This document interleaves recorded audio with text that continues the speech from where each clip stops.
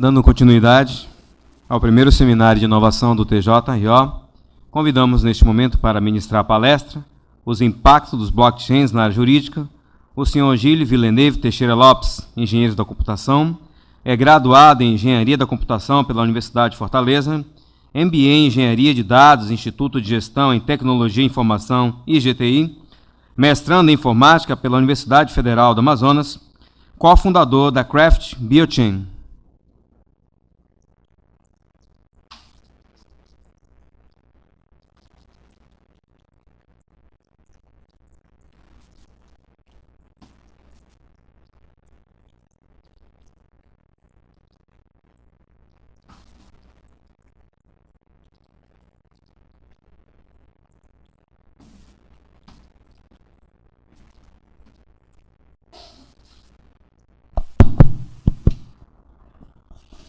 Bom dia. E aí, pessoal, tudo bem? Vamos lá.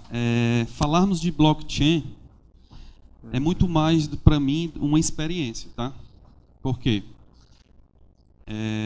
Uma palestra é eu passar a informação para vocês. Quem concorda comigo que se eu quiser ter o melhor profissional para explicar o conceito de blockchain, eu tenho na internet? Quem concorda comigo? Eu tenho no YouTube o melhor professor da história de blockchain, ou até mesmo dentro da internet profunda, que a gente chama, né, a Deep Web, os caras falando o que realmente é blockchain. Quem concorda comigo? Eu preciso vir aqui falar de conceito para vocês? Não. Eu venho aqui para adquirir experiência e repassar a experiência do meu dia a dia. Por eu ser um cofundador de uma startup, eu quero passar para vocês o como fazer. Por ser engenheiro, tá? E saber como é feito isso, eu quero passar minhas experiências e aprender com vocês também. Tá? Todo mundo, quando fala em blockchain, já começa a se arrepiar. O que é isso? Quem conhece aqui já ouviu falar sobre um conceito de blockchain aqui? Levanta a mão, por favor.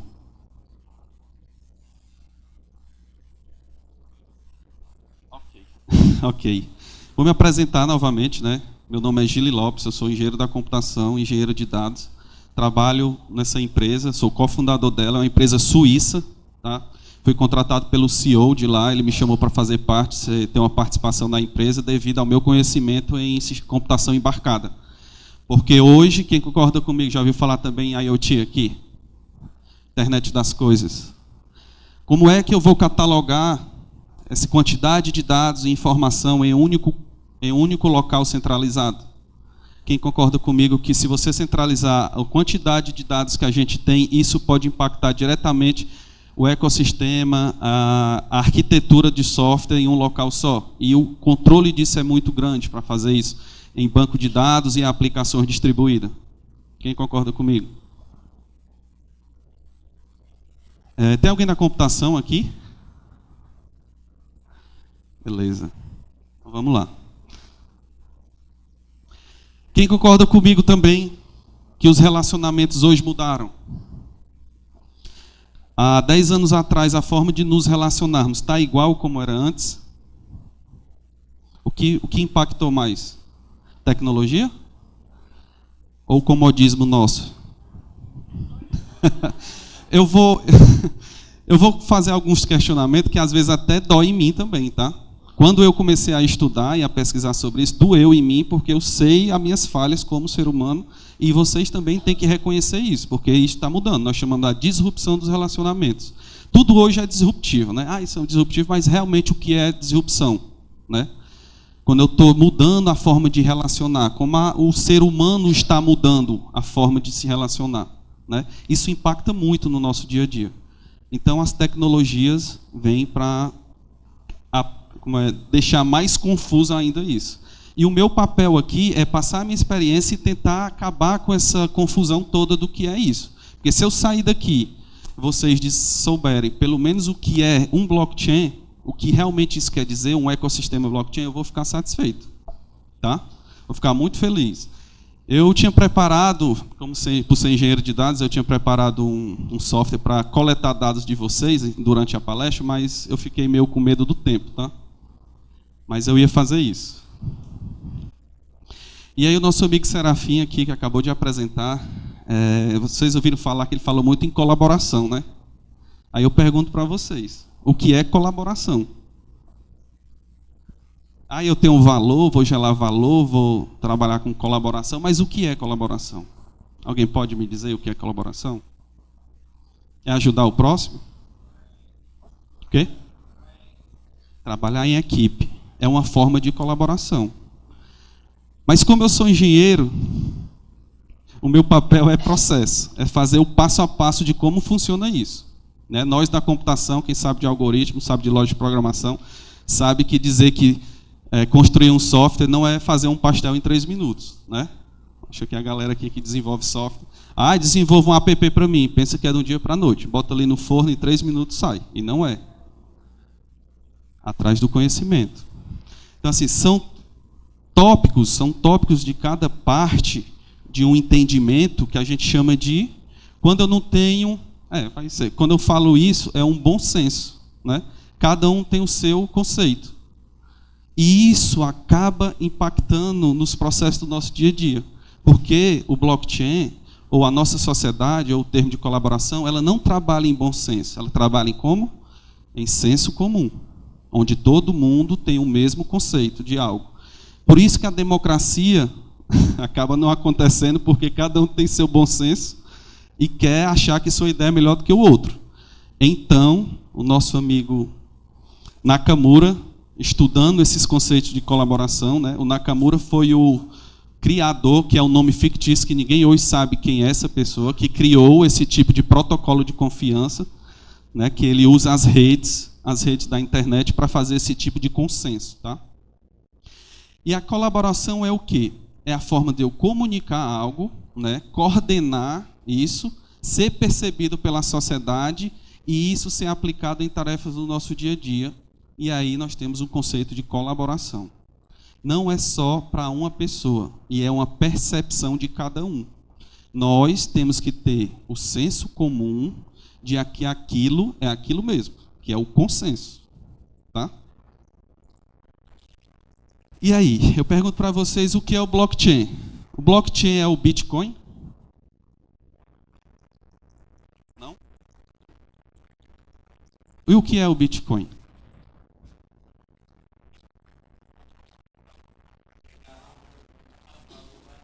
É uma criptomoeda, é um valor agregado à internet. Por que é que vocês acham que a primeira coisa que foi falada no blockchain foi o Bitcoin? Aplicação real? Não. É porque eu tinha que monetizar alguma coisa. Eu não poderia passar o meu dinheiro pelos órgãos governamentais. Onde foi que surgiu mais isso, como eu falo, né? Na internet profunda, Deep Web. Os caras queriam pagar de alguma forma, mas não queria ser rastreado. E a internet hoje em si, ela ainda não, você não consegue ser rastreado. Então eles utilizaram esse protocolo para diminuir os intermediários dentro dele, para que o outro pudesse receber. Quando eu falo ali de P2P, né, que é o ponto a ponto, eu só preciso que você tenha um consenso do que eu quero, nosso contrato foi feito, nosso acordo está ok, foi concedido, então está aqui o seu dinheiro. E ninguém vai enxergar para quem eu paguei, eu não sei para quem foi que eu paguei. Eu sei que uma transação ocorreu, mas quem está do outro lado eu não sei. Então, como eles pegaram esse protocolo e aplicaram para esse tipo de solução, a Bitcoin foi a primeira a ganhar nome entre todas as soluções criadas. Mas o blockchain não é isso. Tá? Blockchain, isso aí é somente uma parte de todo um ecossistema capaz de diminuir e retirar totalmente os intermediários de uma transação entre pessoas e pessoas. Que tipo hoje de relacionamento nós temos hoje? B2B, empresa-empresa, B2C, empresa-cliente, e temos B2B2C, né, que é um intermediário no meio de um outro intermediário. Então isso, para uma transação, é custoso. Toda vez que você coloca um intermediário no meio de uma operação, o custo é maior. Quando vocês passam... eu vou falar um pouco mais da minha área. Eu trabalho na agrofintech, tá? Eu trabalho com soluções para o agronegócio, financeiro, fintech e parte de tecnologia. Aqui em Rondônia, eu trabalho no Grupo Rovema, onde estou implantando hoje um grande projeto deles, que é um projeto de conta digital, que é tirar o dinheiro físico, tirar cartões físicos para dentro de uma plataforma somente digital. Tá? Então, esse foi um dos projetos que eu estou. E isso, dentro disso, eu tenho tipos de moeda. Eu posso ter um Bitcoin, como eu posso ter o próprio dólar, ou como eu posso ter o próprio real, ou qualquer outra moeda do mundo, ou um cartão, que é um meio que vai transacionar isso. Quando eu coloco um cartão no meio de uma operação, o que é que acontece? Custo, anuidade, taxa. E aí? Por que eu não pego só o meu dinheiro e entrego para quem eu quero transacionar? Eu não preciso de ninguém estar no meio fazendo isso para mim. Não é? Porque o consenso não é entre eu e você. Por que eu preciso de alguém no meio? Tá? Então, o Nakamura, querendo diminuir essa parte de intermediário, diminuir esse custo para que a exclusão de relação aos serviços, né, da sociedade, ele pudesse entregar de forma mais justa e ser um custo adicional, ele criou esse ecossistema também para resolver esse tipo de situação. E aí, como é que funciona? Né? É algo bem simples. Tá tudo bem, pessoal? Tá bom assim? Eu acho que tá no... como é que eu posso dizer? Na sequência correta. Tá dando para entender? Eu estou tentando ser o mais simples possível para lá na frente a gente debater realmente como impactar na área jurídica. Para mim, Gili, sempre eu tento sair da área jurídica, mas eu sempre volto, por quê? Por causa dos smart contracts, que eu vou falar um pouco na frente. Mas o meu foco, pessoal, hoje é no agronegócio, é na parte de produtos orgânicos. Eu tenho que diminuir a cadeia de produtos orgânicos para chegar um produto nosso, brasileiro, orgânico, chegar lá na França de um custo mais baixo possível. Hoje a França e os Estados Unidos são os dois países que mais consomem produtos orgânicos no mundo. Tá? Em faixa de mais de 5 bilhões anuais, eles trabalham só para esse tipo de produto. E os grandes produtores hoje, a Argentina, a Austrália e o Brasil. Aí vocês começam a pensar nas operações. Um produtor rural, daquele programa da família, né, de agrofamília, que o pessoal tem o seu próprio forma de plantar o seu produto, eles querem também vender para o Walmart lá na França. Como é que eu encontro um cliente lá na França sem precisar passar por essa cadeia de certificações que eles têm que pagar para isso? É um custo muito alto para fazer isso. Como é que eu posso fazer? Sem precisar de ninguém, intermediário. Primeiro, eu preciso ter um computador e preciso trabalhar com essa tecnologia. Essa tecnologia, eu crio tipos de transações, né? Deixa eu ver se eu... Tipos de transações. Cada transação dela, ela se transforma em um bloco. Pessoal, e o que é um bloco? Nada mais é do que qualquer operação criptografada e jogada dentro de uma cadeia. Tá? Quem é da contabilidade aqui? Tem alguém de contabilidade? Eu estou com medo de levantar a mão. Que foi? Por que contabilidade? Porque assim, a forma mais simples de explicar o que é um bloco, né, que ele fica linearmente linkado um ao outro, é o livro-razão. Quem já ouviu falar de livro-razão aqui? É que todos os lançamentos contábeis de uma empresa, ela tem que estar linkada entre tempo e espaço. Concordo? Preciso saber em que hora foi que aconteceu e onde aconteceu aquela transação. Então, esses blocos, eles salvam esse tipo de operação, criptografam e jogam dentro dessa rede. E ele linka esse protocolo. Tá? A partir disso, ele é verificado, saber se ele tem realmente autenticidade. Tá? E aí ele é colocado dentro desse bloco e a transação é completa. Simples, não tem dificuldade. Hoje já está tudo transparente para nós, grandes empresas já implementam isso, né? Como o Ethereum, alguém já ouviu falar aqui no Ethereum, né? E o NIO também, que é uma chinesa, né? Está implementando isso. E aí vamos começar a trabalhar agora. Acho que deu para explicar mais ou menos o que é o conceito do ecossistema, como funciona a tecnologia. Pessoal, se vocês não relacionar comigo, eu não vou conseguir aprender com vocês. Eu não vim aqui só para passar conhecimento, eu quero aprender com vocês. Então podem gritar, eu vou aí perto, então eu pego o microfone e vou até aí próximo, tá? Não tem problema algum. Eu tenho que aprender, eu tenho que sair daqui também aprendendo junto, tá? Eu preciso sair com um desafio aqui. Porque, por exemplo, eu estou com um dos clientes, né, nosso, que é o chamado iDocs, a gente está fechando o contrato ainda, ele é totalmente uma plataforma jurídica. Onde é que impacta? Totalmente na assinatura digital. Eles precisam assinar digitalmente os documentos, os contratos entre jurista e cliente com essa plataforma. Só porque eles têm um grande problema. Eu vou falar lá na frente, aí vocês vão me dizer se eu estou errado ou não. Mas, voltando aqui para o estudo de caso. O que é um registro civil? Né? O que é um registro civil? Quando eu nasci, o que é a primeira coisa que eu faço? É meu registro de nascimento. Aí eu gero o quê? Eu não gero um ID? Quem viu a última legislação que definiu que o único documento válido no Brasil é o CPF? O que é que vocês acham que isso está acontecendo no Brasil? Agora o RG é secundário, não é prioritário, mas o CPF é. O passaporte é secundário, mas o CPF é primário. Por que é que vocês acham que isso aconteceu? Está acontecendo? Alguém tem? Isso é um ID único, né?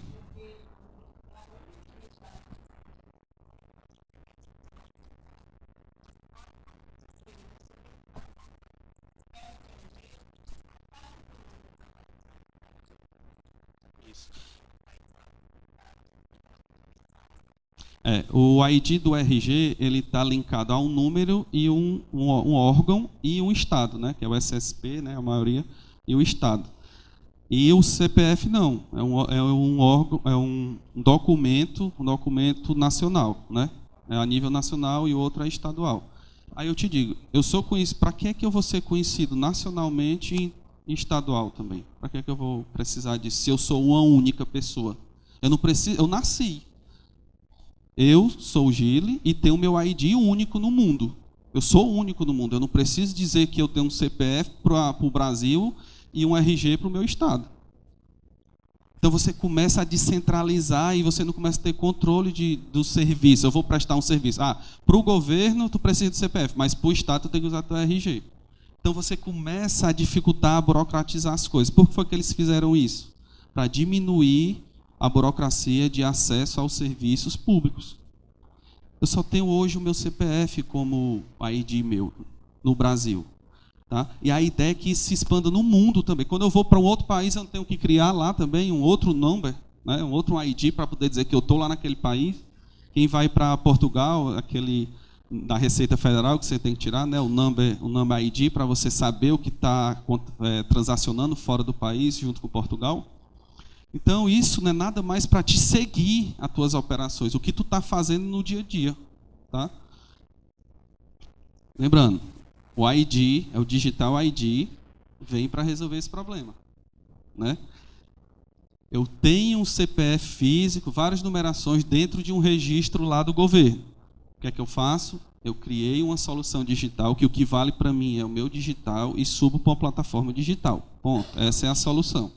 Não fica mais fácil? Todo mundo me encontra na rede, sabe quem eu sou, e eu não preciso estar dizendo para o estado, ou para o município, ou para a nação, ou para o próprio mundo, dizendo que eu sou eu.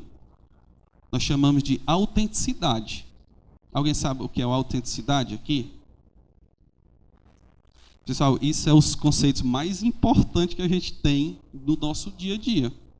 Isso aqui impacta no nosso dia a dia como vocês não têm ideia. Em busca de serviços, de melhoria do dia a dia, como a população vai estar colaborando para a melhoria dos serviços públicos. Tá? Isso aqui, quando me define que eu sou eu garanto que uma operação ela tem um consenso. Eu sei que eu estou fazendo uma operação com o Gile, não é outro Gile. Quem usa aqui smartphone que tem um consenso em 2 níveis, chamado operação em 2 níveis, né? Eu vou lá, coloco a minha senha e cai um SMSzinho para garantir que eu sou eu. Né? É por isso. Porque eles querem ter certeza que você, mesmo que eu dê minha senha para outra pessoa, eu tenho um acesso a um outro nível de autenticidade para garantir que você é você. Mas existem outros níveis também. O nível 3, que é o nível de biometria. Né? Tanto a biometria como a parte ocular também, eles utilizam para fazer esse outro tipo de autenticidade. Tá? E aí eu vou falar. Quem usa aqui o PJE? Aqui. Qual é a grande dificuldade que vocês têm no computador na hora de instalar para poder começar a transacionar dentro do PJE? É o token, né? A minha TI passa, eu acho que 70% dos chamados da parte jurídica é para resolver o problema do token de autenticação do PJE. Aí dá problema de compatibilidade, problema de instalação. Meu Deus do céu. Para que é que eu tenho que dizer que eu sou eu dentro do PJE e de fazer um consenso com alguém de uma operação dentro de um certificado, dentro de um token, né? Token nada mais é do que um ID, já é outro ID. Eu tenho um CPF, RG e mais um token para dizer que eu sou eu. Olha a burocracia que está acontecendo. Aí eu te digo, eu não preciso disso. Eu só preciso ter meu ID e saber que eu sou eu. Eu não preciso estar me preocupando com isso. E aí ele vem lá e cria esse tipo de solução. Diminui esse problema. E quem é que usa o SEI? Por que o SEI apareceu nas nossas vidas, né? Porque os dados precisam ser coletados e armazenados para ser o quê? Usados para a tomada de decisão. Todos os processos jurídicos vão para dentro dessa plataforma, ou processos administrativos. O certo era ter tudo dentro de uma plataforma, mas hoje ele só tem administrativos e jurídicos, se eu não me engano, né? A última vez que eu trabalhei com ele, só lembro disso. Protocolozinho, né? Que você chega para receber algo e aquele protocolo, eu acredito que acabou. Mas lá dentro do SEI, quando você recebe e diz que conferiu, você tem que fazer o quê? Assinar. Outra identidade lá. Qual é a sua identidade? É seu login e sua senha dentro da plataforma. CPF, RG, token e agora um login e uma senha para dizer que sou eu. Olha a burocracia que acontece. E aí, quando você centraliza esses processos dentro de um banco de dados, o que é que acontece? Você tem um grande custo dentro dessa manutenção. Você concorda? Onde é que fica hospedado hoje o SEI daqui do tribunal? É daqui do tribunal ou é do estado todo? Hein? É o SEI do TJ, né, de Rondônia. Eu tenho o SEI do TRF4. Foi quem criou lá onde o nosso amigo Sérgio Moro trabalhou. Por quê? Porque era tanto processos que ele precisou centralizar e usar mecanismos de Big Data para a tomada de decisão em cima disso. Tá? E esses dados centralizados é um custo muito alto de backup, de pessoas trabalhando para esses dados, fazer saneamento de dados, né? E nada mais é do que ter um intermediário dentro de uma operação. Eu tenho como é que eu posso dizer? Eu tenho um desgaste de relacionamento com um cliente meu. Eu coloco na justiça. É o intermediário que tem que decidir por que eu estou errado. Aí eu vou entrar agora um pouquinho mais no calo do jurídico, eu espero não ser mal interpretado, tá? Por que eu tenho que ter um juiz para decidir por mim? Entra muito na filosofia, né? Alguém sabe dizer por isso? Imparcialidade. Aí eu vou voltar um pouco do Big Data, que eu dei uma palestra aqui também sobre Big Data.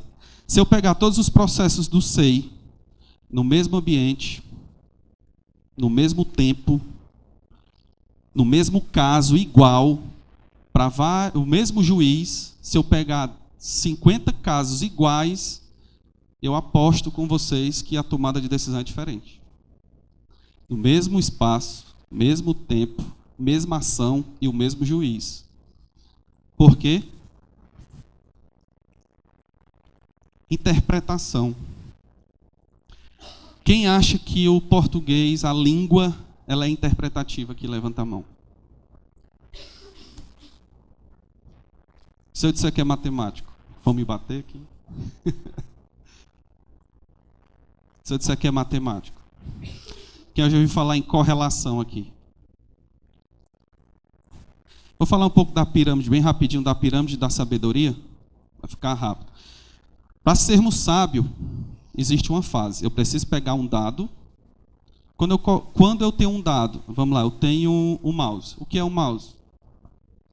Eu tenho um mouse e um copo com água. São dados. Mouse, copo com água. Isso quer dizer alguma coisa? Não. Porque ele não tem correlação com nada. A probabilidade de algo acontecer entre eles não tem um contexto ali, né? Mas se eu digo assim, se o mouse, um computador, eu posso criar um documento. Eu posso criar um documento. Isso é uma informação. Eu posso criar um documento.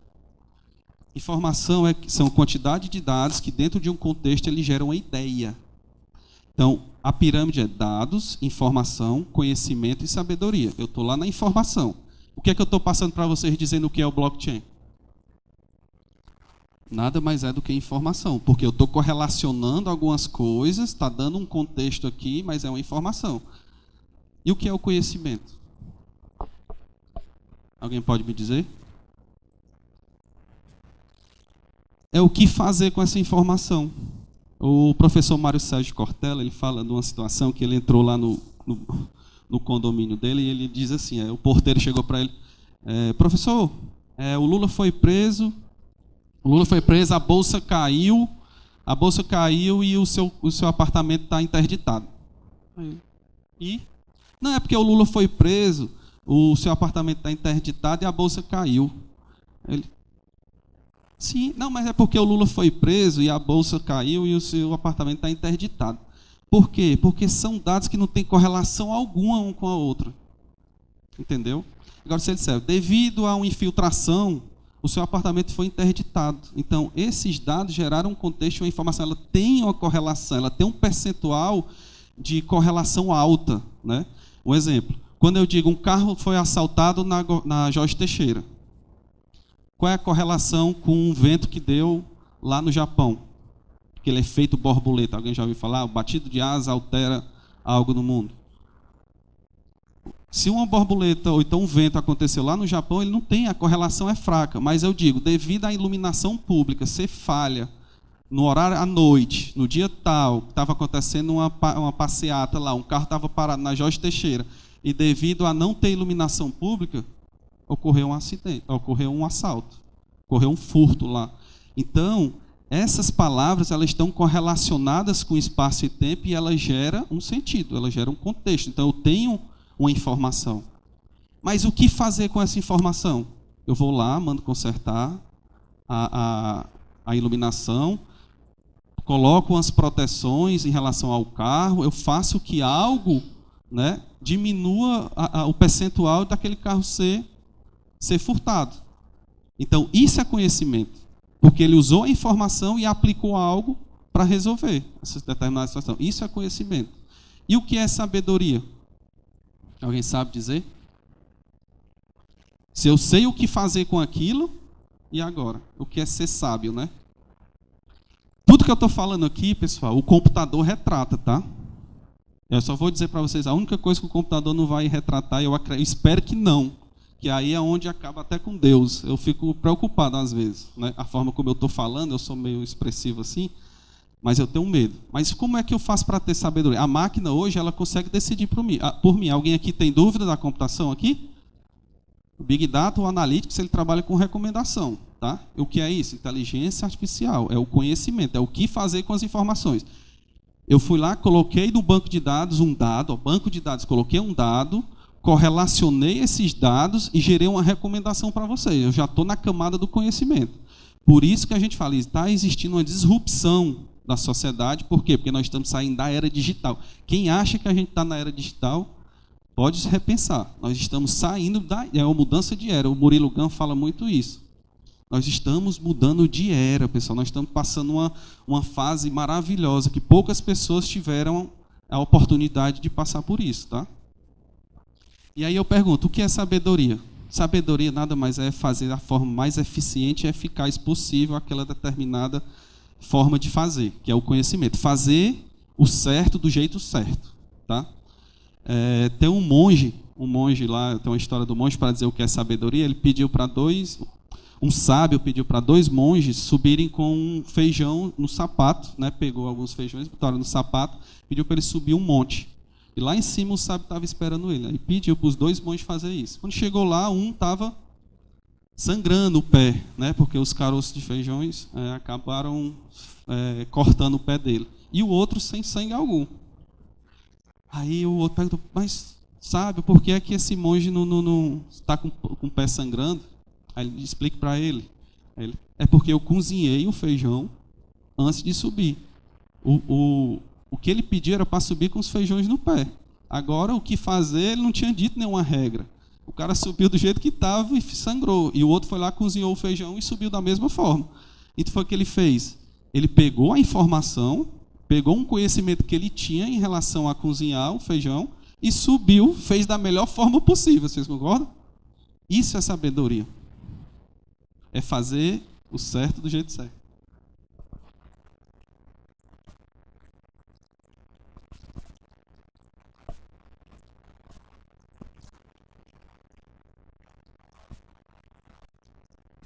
É isso aí. Isso é bem interessante. E aí, pessoal, por que eu estou falando isso? É porque a computação, ela retrata isso. Ela está trabalhando nisso. E o que é que a computação hoje não retrata? É o sentimento. Aí se eu perguntar, por isso que eu falo, lembra que eu falei o que é o bom senso, o que é o senso comum? Quando nós passamos para a máquina, para ela criar conhecimento, a gente tem que contextualizar e dizer um conceito de cada dado daquele. Se eu perguntar aqui para duas pessoas o que é o amor, me defina um conceito de amor. Eu aposto com vocês que nós não vamos ter um senso comum, nós vamos ter um bom senso. Cada um vai dizer para vocês o que é o amor. O que é uma dor, o que é o choro. Todos os nossos sentimentos, nós, humanos, ainda não conseguimos conceituar. Tá? Eu vi um sábio falando de um conceito de amor no YouTube, que eu chorei, sem brincadeira, eu chorei, porque eu não queria acreditar que aquele cara conseguiu conceituar o que é o amor. Espero que ninguém consiga. Porque se a máquina começar a conseguir retratar os nossos sentimentos e começar a ter... Eles já sabem o que fazer, porque eles têm as recomendações, sabem a melhor forma. E ele sentir, né, ele souber como interpretar determinadas situações, para mim, a gente chegou numa época que o Einstein fala, né, onde as máquinas vão se sobrepor ao ser humano. E eu não quero que isso aconteça, espero que nunca aconteça, tá? Porque numa tomada de decisão, vamos lá, eu tenho um trem, eu acho que você já deve ter ouvido falar nessa história, eu tenho um trem numa linha, e aqui está sua mãe, para um lado, e aqui está mais de 50 pessoas para o outro lado. E esse cara tem que decidir para onde ele tem que ir. Se ele vai matar 50 pessoas, ele vai matar a mãe. Se for uma máquina, ele vai decidir matar a mãe, porque é só um, ele é calculista, sabe que ele tem mais pessoas, ele prefere matar uma. Mas se for um ser humano, ele vai ficar muito indeciso. Ele vai matar a mãe dele. Por quê? Porque nós temos um sentimento. Nossa tomada de decisão é baseada em sentimento, não só razão, mas sentimento também. E voltando aqui para o nosso estudo de caso, por que é que eu quis falar isso? Quando ele junta esses dados numa base de dados, ele começa a trabalhar isso e começa a ter tomada de decisão. Tá? E o SEI é uma plataforma disso. Só porque o custo é muito grande, e eu pergunto, existem processos sigilosos que ninguém pode ver? Né? A TI consegue ver?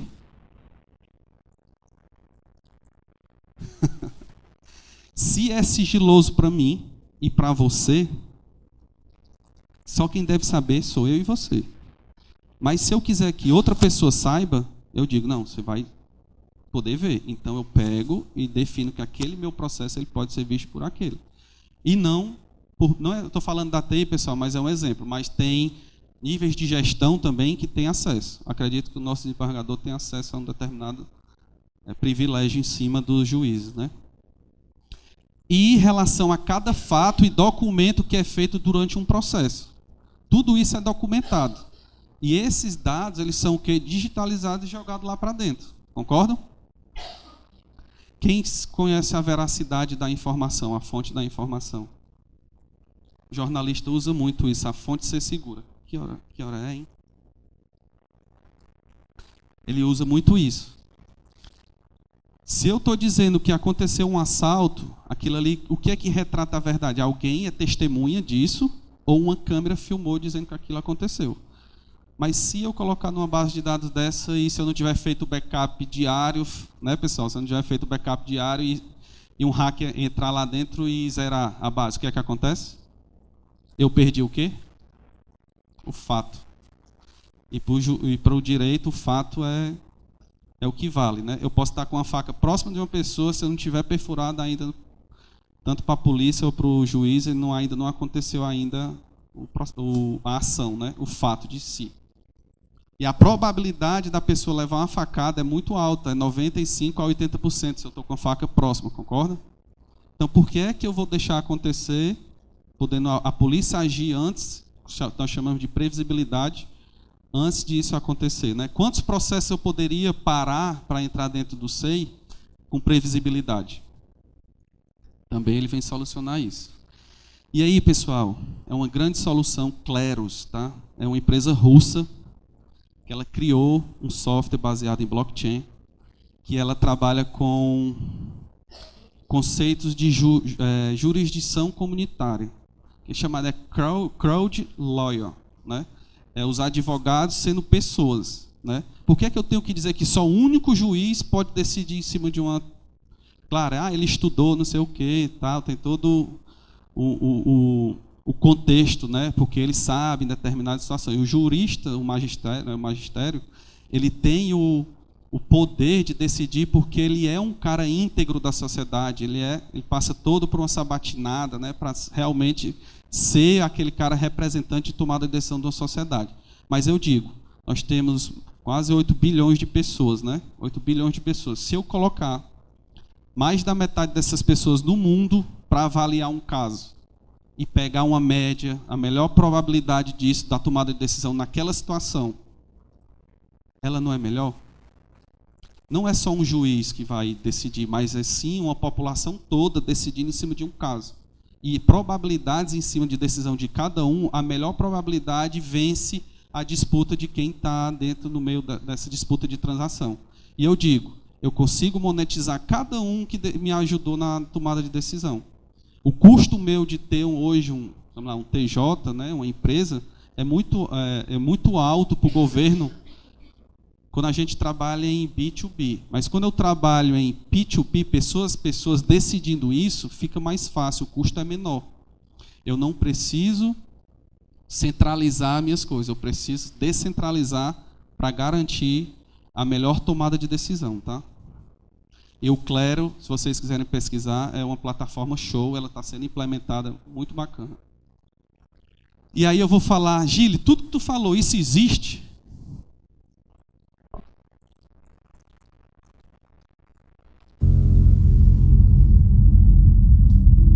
Our new digital world knows no borders, and great business ideas are no longer limited by where you work or live. E-Estonia is a digital nation for global citizens, for those who've thrown off the shackles of national boundaries. Literally anyone in the world can apply. E-residency is legitimate and transparent. A government-issued digital identity that gives you the freedom to run a global EU company online from anywhere in the world. Establish a company within a day. Access business banking. Use international payment providers. Digitally sign documents and contracts, and declare Estonian taxes online. We're Estonia. Tech is our expertise. And through e-residency, we are empowering entrepreneurs everywhere. No matter where you were born, no matter what passport you carry, you can apply. Use e-residency to run your business from anywhere in the world. Unleash your entrepreneurial potential, because no business should be bound by physical borders. Apply for e-residency today and join our new digital nation. e-resident.gov.ee.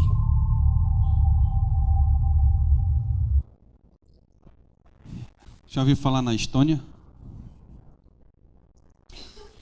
Vocês sabiam que vocês podem ter uma casa a partir de 179 euros hoje?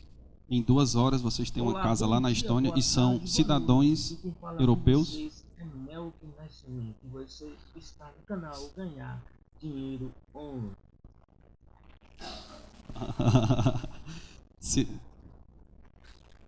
Pessoal, como foi o ciclo de vida da Estônia, né? Primeiro, em 1997, ele começou a pegar os processos do governo e digitalizar. O que é que está acontecendo hoje no Brasil? O SEI é o quê? É uma iniciativa. Todos os impostos digitalizados, NFE, NFSE, NFCE, cupom fiscal, tudo digitalizado. Isso em 2000. As rodovias, mapas, Waze, Google Maps, Bing, acho que é Bing, né, o da Microsoft, né, o mapa da Microsoft. Tudo isso o Brasil já está mapeado. E aí é onde entra o diferencial da Estônia. Ele começou a criar um único digital ID. A pessoa nasce, ela tem seu digital ID único no país. O que é que está acontecendo no Brasil com essa lei? CPF único. Daqui a pouco o CPF é o quê? Eu já consigo colocar um CPF, não, é só habilitação, né? Já tem um CPF já digital? Acho que eu já posso encarteirar o CPF, né? Tudo que eu falei do início, o que é que aconteceu com a Estônia, está acontecendo com o Brasil. O voto eletrônico. Eles conseguem votar pelo celular, pessoal. Não precisa sair de casa. A urna eletrônica já é um passo muito próximo de acontecer isso, tá? Porque eu garanto que eu sou eu. Serviços públicos de segurança, tudo digital, câmeras, reconhecimento de face. Foi que o Sérgio Moro trouxe agora para cá. E aí, pessoal, fica fácil para submeter ao ecossistema do blockchain. Para integrar é muito fácil, tá? Só é via API de integração no ecossistema e você cria o seu ecossistema, tá? Simples. Cria um token único, cria um contrato único, garante que aquilo é imutável, tá? E aí ele começou, depois do blockchain, ele subiu também a parte de saúde, né? E agora eles fizeram o quê? Nós não somos só a Estônia, nós somos o mundo. Eu quero um ecossistema no mundo. E ele subiu o e-residence lá. Para quê? Para que todo mundo esteja dentro da Estônia, um ecossistema mundial. E aí, pessoal, eu digo uma coisa. Isso é revolucionário, tá? Obrigado a todos. Eu acredito que tenha repassado. Eu gosto muito de me relacionar, interagir com vocês, mas ficou meio assim. Desculpa se eu assustei alguém, mas não é o intuito. O que eu quero dizer é que nós não precisamos de intermediários, tá? Nós só precisamos de pessoas e pessoas. E o termo colaboração e valor entregue é o principal pilar do blockchain, tá? Muito obrigado. Tenham um bom almoço.